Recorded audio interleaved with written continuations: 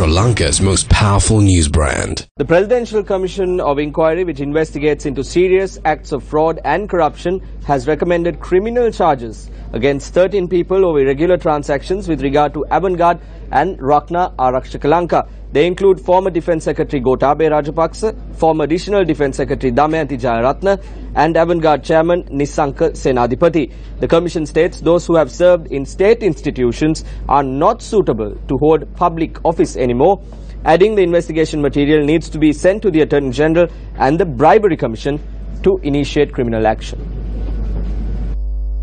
According to the recommendations, action is sought against former Defence Secretary Gotabhaya Rajapaksa, former Additional Defence Secretary Damayanti Jayaratne, Chairman of Avant Garde Nisanka Senadipati, former Chairman of Rakna Arakshaka Lanka Major General Palita Fernando and Major General KB Gotabhaya. In addition, the Commission recommends criminal action against Rohana Veera de Soisa, former Minister Rohita Bogollagama, former Mayors Dhanasiri Amaratunga, Janaka Ranawaka, former MP Duminda Silva, Provincial Councillor Upali Kodikara, Jayanta Pereira and Jayanath Colombage.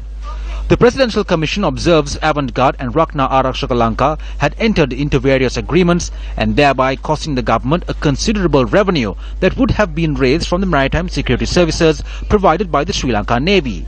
The report states this had been committed by appointing close associates to positions in Rakna Arakshaka Lanka, which is registered under the Sri Lanka Companies Act.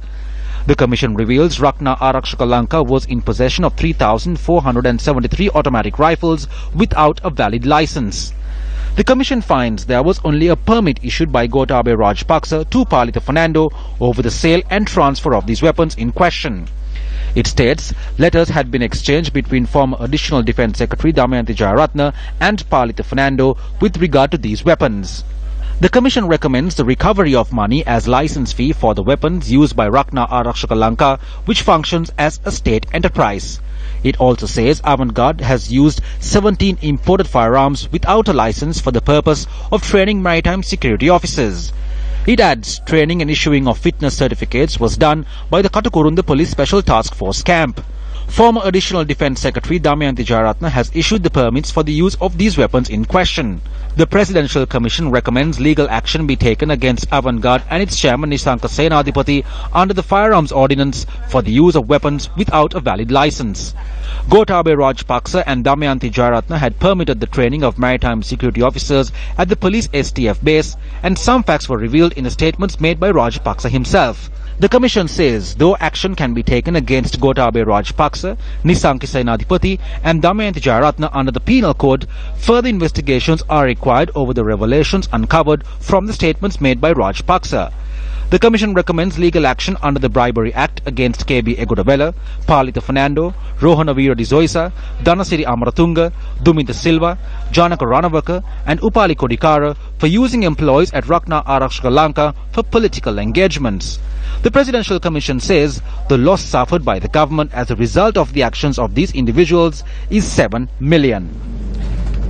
The report on large-scale corruption in the country was presented to Parliament. I am going to draw your attention to one of the reports, the Avant Garde case, which began in 2010 when Sarath Fonseca was contesting for the presidential election. Now, though it was not proven by any law enforcement authority in the country, there were widespread allegations that Sarath Fonseca at the time was being held by force at a hotel in Colombo, and there was an attempt to launch a coup in the country if the election did not go as per the aspirations of the former government. Similar stories were heard when President Maithripala Sirisena was also contesting the elections this time around in 2015. Soon after the presidential election in 2015, the controversial Avant Garde floating armoury was seized by the Sri Lanka Navy. The floating armoury was flying a Sri Lankan flag. The details of the crew and the captain were false at the time. To make matters worse, this ship was carrying illegal weapons. To be more precise, there were 17 weapons without any serial numbers. Now, there were reports later that a military training camp was held at the STF camp in Katukurunda, and there were foreign nationals who participated at this military training exercise. Now, the 17 weapons that we're talking about were also used in this Katukurunda STF camp military training session with the participation of foreign nationals. Now, question number one. Why were the details of the crew members of the Avant Garde ship false. In the first place, were they part of a conspiracy? Were they part of a conspiracy to use mercenaries if the election did not go in favor as some people would have wanted? If it was so, who was behind this treasonous activity? We all know that the weapons ordinance in our country is quite strong. Some of you might know the paperwork that you have to put in, you have to fill to get a weapon registered under your name. If you are in a village, if you have a weapon that you have purchased without registering it, you know if you are arrested, the law will take its course in a very, very strong way. You cannot play around with the law when it comes to the weapons ordinance of our country. But here, with regard to the Avant Garde case, there are 17 weapons that have not been registered. Let me take you back to 2015 again. A letter was sent by the Attorney General to the Inspector General of Police asking, or saying rather, that action cannot be taken, or legal action, a case cannot be filed under the weapons ordinance with regard to these 17 weapons back in the day. Now, we all remember the pictures that came out depicting the former Minister of Justice with Nissanka Senadipati. We also remember how a certain minister, Mr. Tilak Marapana, had to resign. He is now holding a foreign ministerial portfolio, but he had to resign back in the day with regard to this controversy.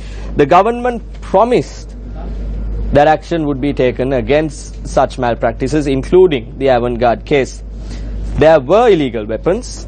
A military training program was held with the participation of foreign nationals, and we know that these 17 weapons were used in it. The current government has the details as to who is involved in it. Why isn't anyone being arrested?